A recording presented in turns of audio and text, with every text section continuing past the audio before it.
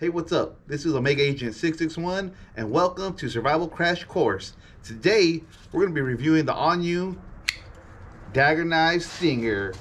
Woo! Let's get to it.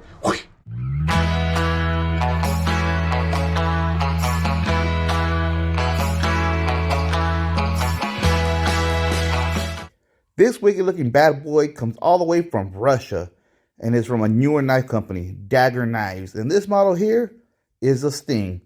Looking at the blade, the name is kind of obvious. No duh, right? I know what you're thinking. Russia? Hey, but if Drago could get along with Rocky, then I could get along with this knife. I mean, look at its specs.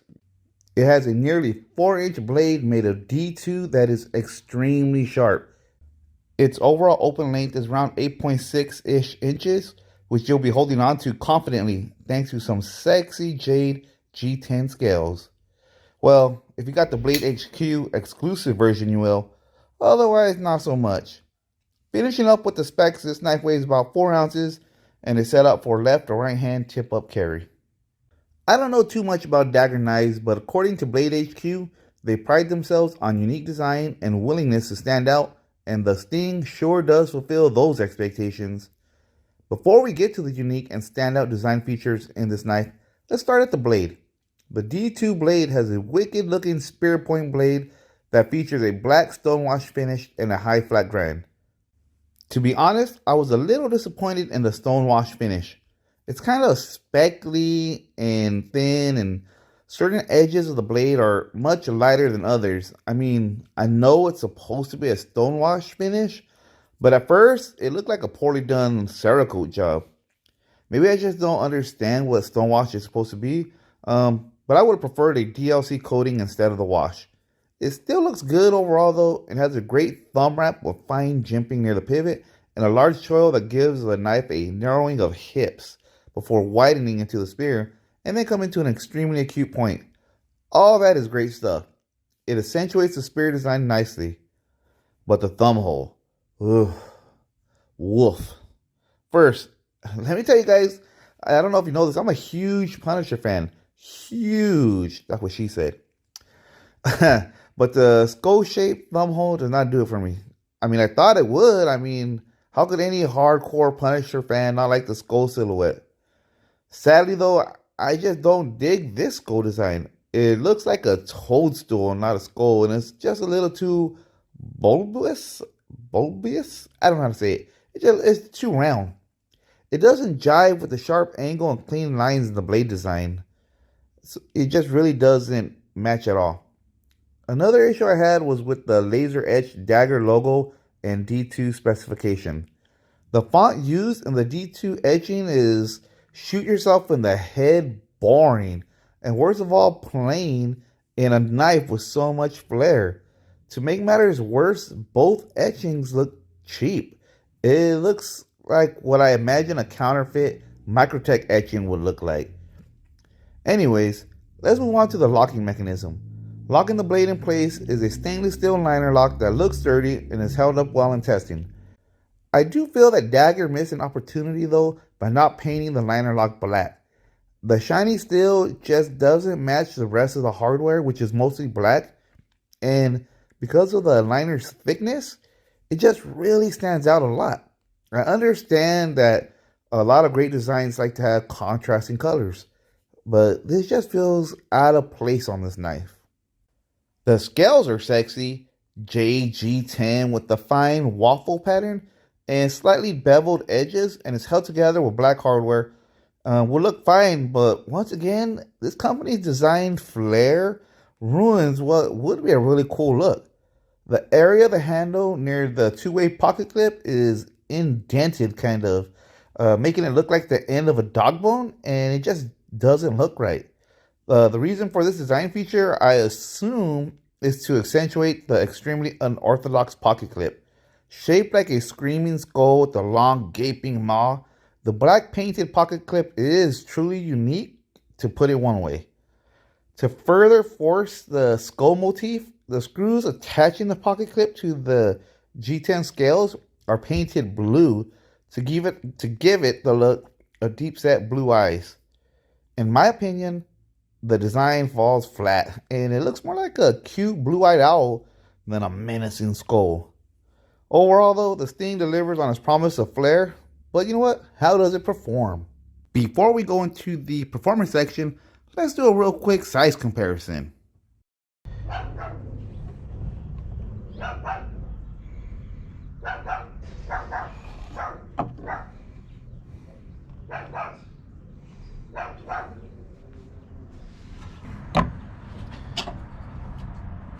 Dagger Tech SOCOM Elite.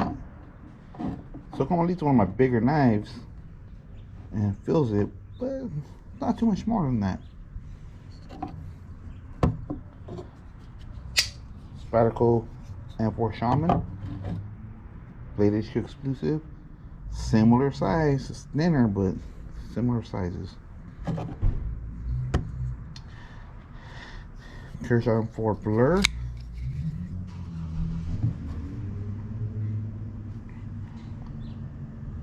Bigger than the Blur, well, longer.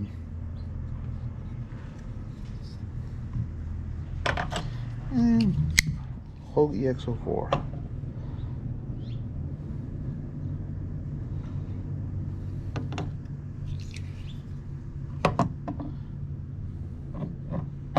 Overall, it's a nice mix of length and width. So how does it perform? Surprisingly well, in fact. This is a knife that you have to be careful with right out of the box because it comes sharp from the factory. It effortlessly gutted rainbow trout and sliced and diced veggies easily.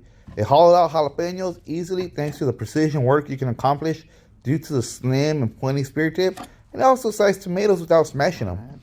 It also accomplished all the cutting and slicing tasks I've thrown at it without taking any damage or dueling. The knife was able to slice rope, twine, and paracord easily and cut deep into a leather belt on its first pass. After running it through the performance test, it still sliced paper easily and managed to slice through 3 plastic water bottles in my new slashing test. The knife felt good in the hand throughout testing and never developed hot spots and never felt like it was going to slip out of my hand.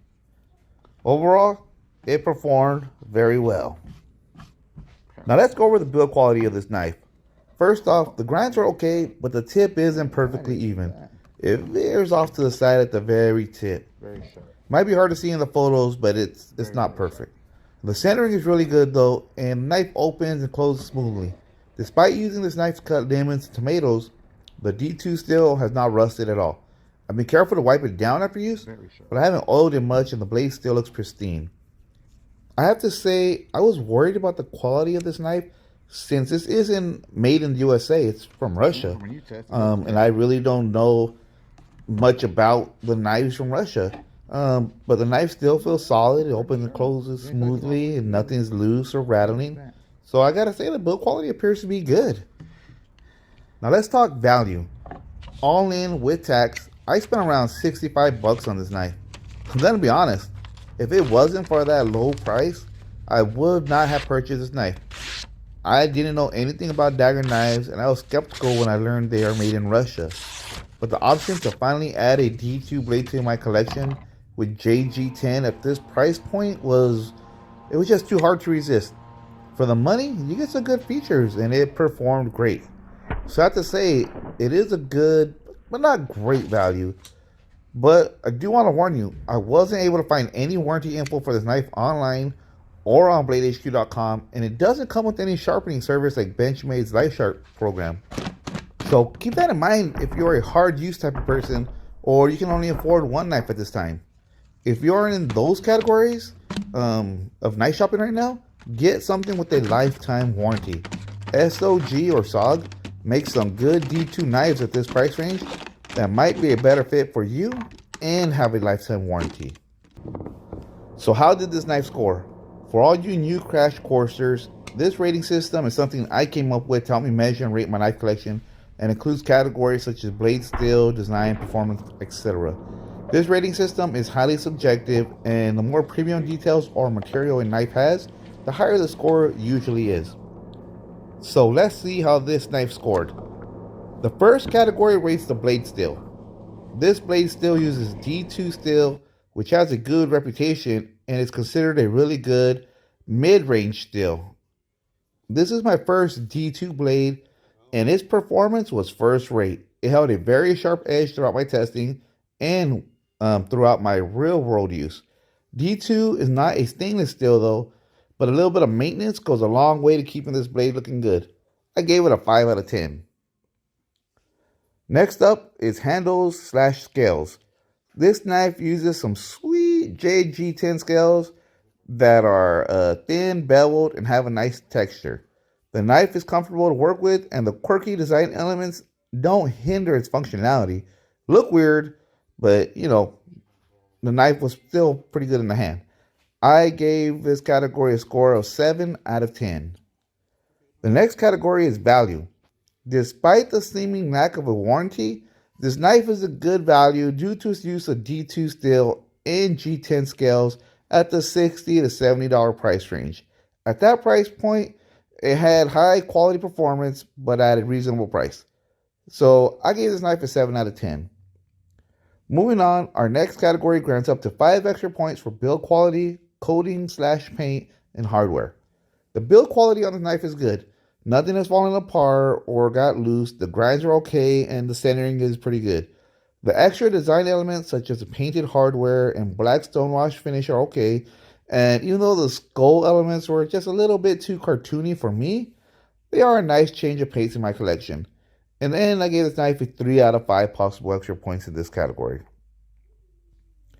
Next up is performance. I never go into the individual slicing, chopping, piercing, slashing extra points, but overall, this knife performance was top notch. The blade edge was sharp and stayed that way as I went through an assortment of tests and in real world use. The edge didn't roll or develop any chips and made quick work of any task I had to do. It stabbed and slashed very well, and the spear point design was effective. I gave this knife a performance score of 8 out of 10. The next category is pocket presence slash sheath. Despite this knife being a little bit on the bigger side, its lean scales and skinny design made it slide in and out of my pocket effortlessly, and it felt good when it was in there. At around 4 ounces, it's not particularly light, but it's also not really heavy. To put it in comparison with the very popular EDC knife, the Kershaw Cryo is about the same weight as this knife, if not a smidge and heavier, and is a lot smaller. I also give it credit for the left and right hand carry options as well. In the end, I gave it a 3 out of 5. Finally, we come up to our last category, extra points. This category grants up to 5 points based on subjective style, special features, and design. Some people might love the over-the-top skull motif, but I gotta be honest, I did not like it. I think a more conventional thumb stud or spidey hole style cutout would look cleaner. Take away the weird extra design flares, and I think this knife would be a real looker. In the end, to me, it looked like a cheap gas station knife. And that's not what you want a $60 knife to look like. So, I awarded it only 2 extra points out of 5. So let's add all that up, and this knife scored a grand total of 48 out of 75. Wow, that's an awesome score, especially at this price point, putting this knife firmly in the top 10 of my knife collection. Good job, Russia. Oh, maybe I shouldn't say that. Bad, Russia. You shouldn't be attacking Ukraine, Russia. I hope they're not using these knives to kill poor Ukrainian citizens. Anyways, back to the review. Considering in my knife collection there's a 5-way tie for second place, this knife is actually really a top 5 knife in my collection. I gotta say, the D2 steel was a very pleasant surprise in what really led the charge of it scoring high, as it was sharp, stayed sharp, and just really made it easy to cut through things like butter.